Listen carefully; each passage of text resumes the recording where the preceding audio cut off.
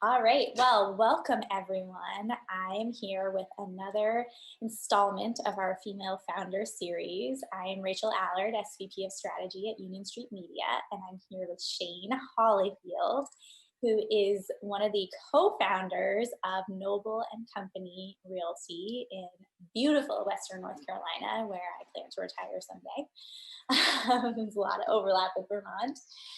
And I would love to, Shayne, firstly, thank you so much again for being here and spending a little bit of time with us.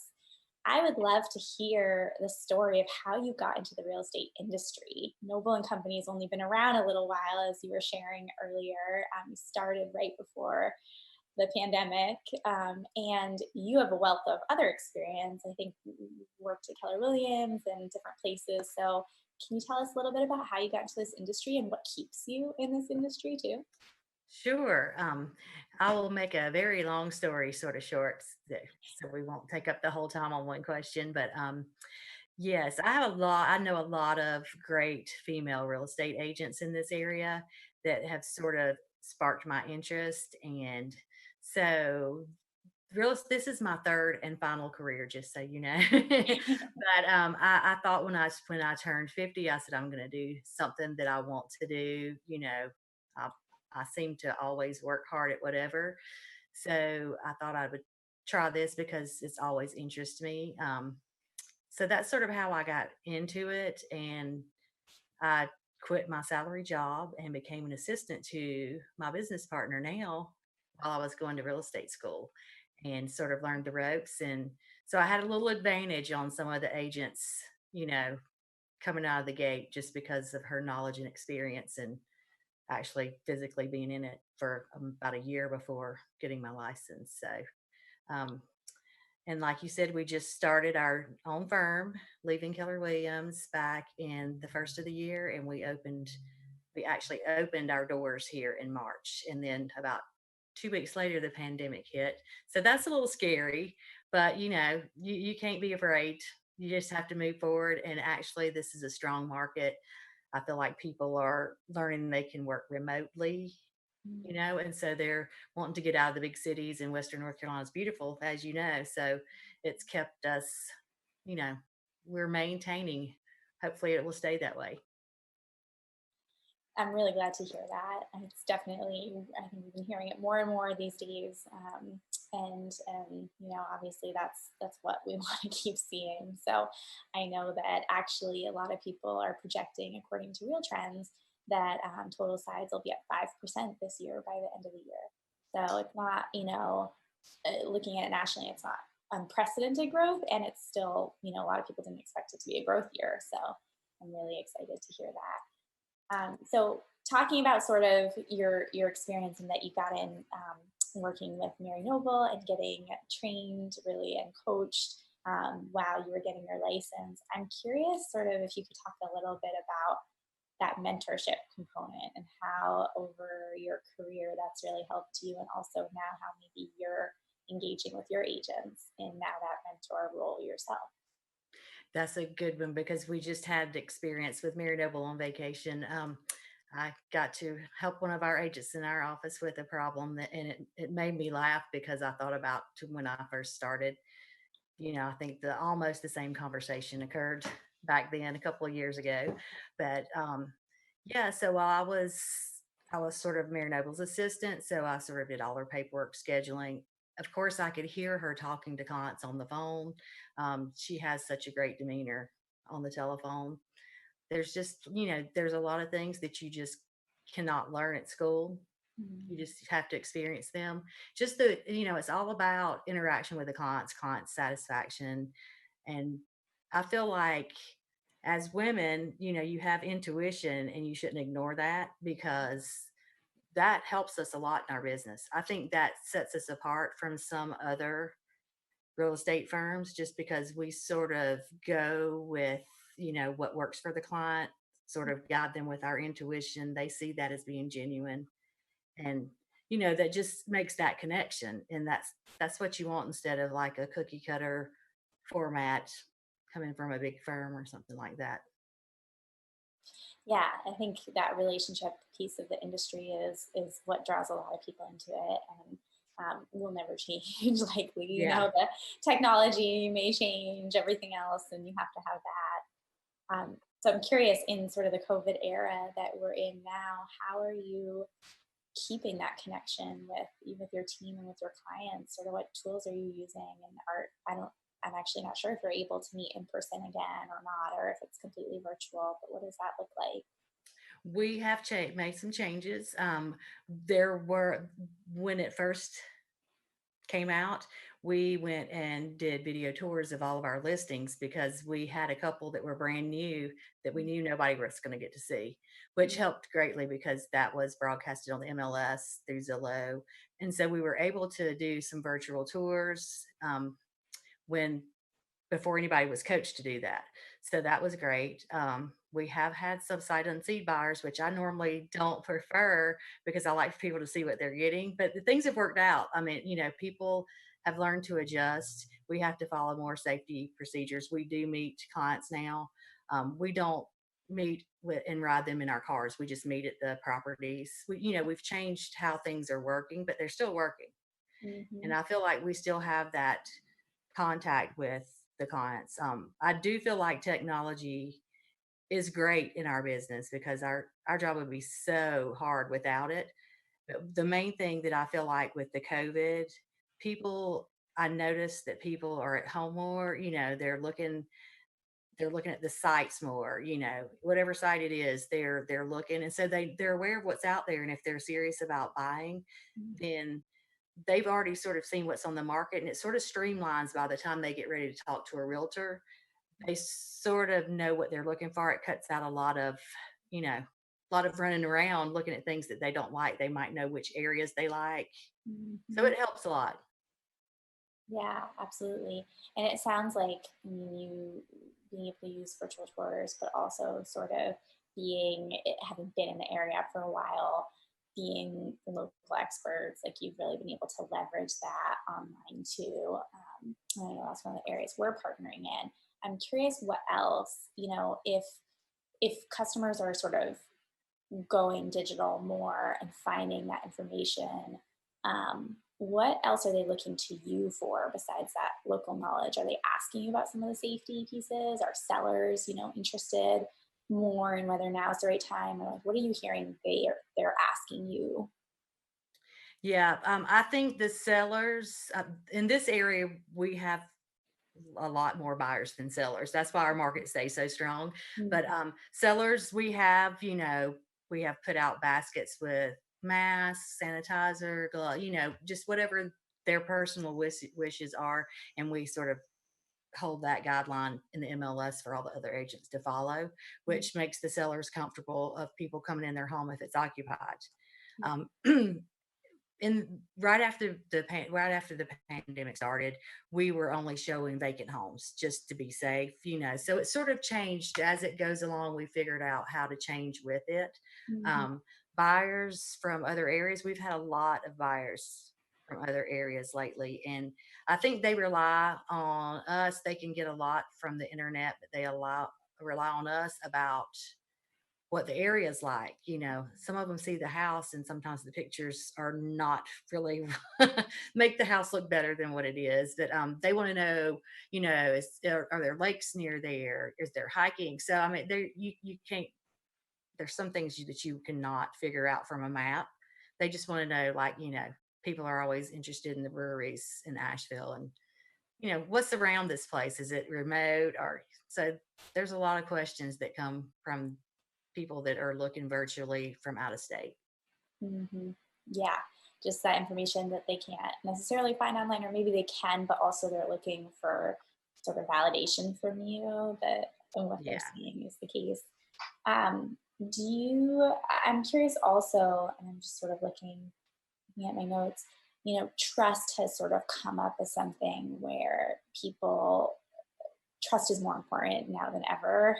Mhm. People are really uncertain, and so I'm curious if there are ways, or advice you would have to people starting out in the industry for sort of how you earn your customers' trust and then keep their trust.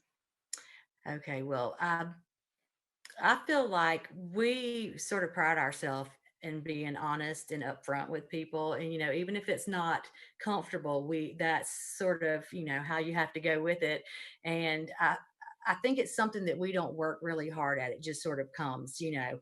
if you have your client's best interest, at the forefront, then it sort of all falls in place. Sometimes there are some egos in this business that I've experienced since I started, but I feel like we don't really have to work real hard at trust. It's not something I think about. How do we get people to trust us? We just try to find a connection and find what our people are looking for. If we can't find it in our area, we just sort of go out and find it wherever it is. So Yeah, it kind of comes more organically to you. It seems yeah, like it's just I how think you so. prefer to live. I think so. Yeah, well, that's a good thing. That's awesome. I'm curious also, we talked about some of the changes with COVID and technology and marketing. What and I know this is really hard, if you can look ahead maybe like a year or two Mhm. at what you're hoping to achieve, having just started sort of Noble and Company, just gone on your own. I know the independent movement is kind of continuing to grow now, and I assume still staying independent and having grown the company is up there. But what are some of the specific things you want to achieve in the next 2 or 3 years? Well, I feel like being a new business that we need that exposure, as far as the internet and different things like that, because there's such a flood of social media, and we just need to get more exposure, get out there, because there are more sight unseen out of state buyers. Mhm. We have some specialty areas in real estate that we want to move forward to, which is something that's one of our goals. Is there's a couple of areas that we'd like to expand into, but we want to continue on with what we know, and what you know we live in this community, we shop local, we want to keep that connection, but we hope to, in the next year or so, move out and branch out a little bit. Mhm. um, so I just feel like anybody coming into this business, they just need to find what makes them happy. Like, I feel like this is my last career because it doesn't feel like work to me. If you find something that doesn't feel like work, you should stick with it, and if it makes you happy. So my advice to anybody starting out would be, find what area, what you like doing. If you like working with sellers, buyers, lake property, whatever it may be, find that and stick with it. That's great advice. More and more, I think we're also seeing that sort of niche marketing, and also just Mhm. that niche business model where, whether it's the people you're working with and it's, looking for like pet friendly properties, like Mhm. people have, or green homes, I think there's a ton of opportunity. And you're right. I mean, all the data is showing that even more than ever, because of COVID, we are returning to our sort of local roots. And, people, Accenture just did a study that people are spending about half of all of our purchases we're making locally now, whereas before, Mhm. I don't think it was nearly that high. I don't remember the exact number. So yeah, I think what you're saying rings true for sure. I am curious, because your advice of just sort of pick something, go for it, stick with it, Mhm. it still requires some guts, And you mentioned intuition earlier, and like going Yeah. out on your own is it could be a scary thing. So how did you know it was the right time? I guess. Well, we laugh when we talk about it. Mary Noble has been in real estate for about 15 years, and she was very comfortable where she was, and so I came in, and we just sort of click, and I guess things change. I might have changed her perspective a little bit, but she always says I'm the pusher, so I pushed her in this direction. So um, having a good tribe, having that peer of people who will push you is important. Yeah, yeah, and I think that, you should just, I didn't think that I would be able to do this interview with you, but I was like, "You know what? I'm just gonna do it. Can't be afraid." Yeah, I love that. I I think there's a time. I'm a very analytical person. I love data. And I think there's a time for sort of looking at data, and there's a time for trusting your gut and going with it, and then hoping, the numbers will follow. Yeah, exactly. We have one agent that works for us, and I like that we're a small firm, not that we, may not grow in the future, but one of the things I like about us being a small firm is that we know each other's strengths and weaknesses. And Mm, so we sort of work together. If there's a problem that comes up and one of us is better at it, we just sort of, we don't have just, this is just your client, this is just your client. We sort of work together to make it work because not all personalities, some clash and you never know, but we all have different strengths and weaknesses. And I think that that sort of is a good thing to have, and it might set us apart because we do work as a team. A lot of people don't. So um, that's that's one of the things that I love about our small little firm. yeah, that's awesome. You're right. I mean, that's a very competitive, um, cutthroat in It, some ways industry, and so it's refreshing to hear that you can do it. For yes, people listening out there, you can do it the other way. exactly. Yeah, yeah. So if you're thinking about, if you're an agent thinking about going out and opening your own firm, or if you're a new agent, I just say go for it because I mean, if it's what you really want, just think real hard about it because if you think that it's not going to be really hard work and you can make your own hours and all that, then you're wrong because I work just as hard as I did at any of the other jobs that I had, but I love doing it and it doesn't feel like it's work, so it's Yeah. awesome.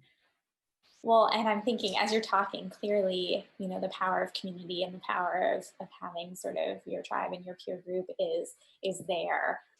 That's something that is much harder to do in a virtual world, or at least requires a lot of effort and really being intentional about how much time we're spending, or how, what's the last time I connected with this person, just remembering. Hmm. So, have you found any tips and tricks to like continue to network virtually, or continue to stay checked in with each other? Do you have like morning check-ins, or how are you kind of doing that as a team?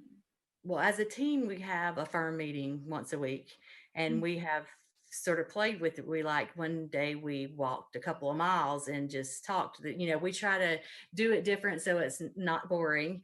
yeah. Um, as far as staying in touch with clients, I have learned to use, this video chat thing. As you know, my camera was off when we first started talking because I normally don't like for anybody to see me, but um, I have done that with clients, especially out of state clients. It's always good for them to be able to see you and know who they're talking to. And Mm, so I feel like that part of technology, even though it's not my favorite, it has been very helpful. And there's always phone calls, I think you I think sometimes texting, I love to text because I'm not like the best phone person, but I think sometimes texting is not the best way of communication. mm, yeah. Well, you're doing great right now. So Yeah. thanks Hopefully again. we're gonna keep this stride going. Right. Well, and I'm curious. We've been talking a lot about sort of your path to being, to leading a small team in brokerage. I'm also curious, outside of real estate, sort of what are your interests and passions that you think fuel your, entrepreneurial mindset and your sort of business mindset? Well, me personally, I guess I can call myself a workaholic because I get motivated and I'm like, okay, I have to do this and I have to do it 150%, that kind of thing. But if Mary Noble was here, there'd probably be a dog sticking its head over my shoulder or something because we are both big animal lovers. I have a horse and a dog. I call my dog and pony show. Um, I love to cook.